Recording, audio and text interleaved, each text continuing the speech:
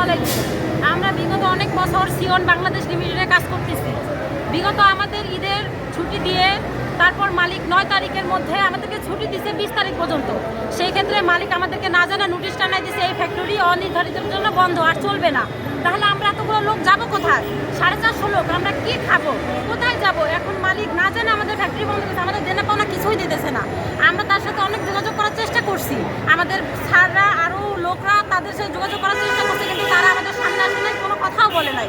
তারা আমাদেরকে কোনো কিছু জানায় না এটা চালাবে কিনা, কিন্তু এখন হঠাৎ করে বন্ধ করে দিয়ে আমাদেরকে কোনো দেনা পাওনা দেয় নাই। আমরা এখন কোথায় যাবো এতগুলো লোক? এই কারণে আমরা রাস্তায় নামছি। আমরা 380 জন কর্মচারী, আমাদেরকে ঈদের বোনাস বেতন দিয়ে আমাদের রাত 8 তারিখে রাত 3টা বাজে আমাদেরকে বন্ধ করে দিচ্ছে। আমরা জানি না, এর পরের দিন আমরা এর পরের দিন শুনতে পারছি যে চিরকালের জন্য ফ্যাক্টরি বন্ধ করে দিছে।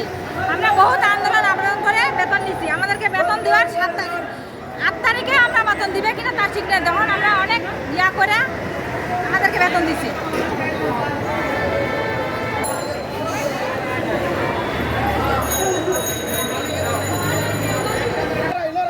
লড়াই করে বাঁচতে চাই।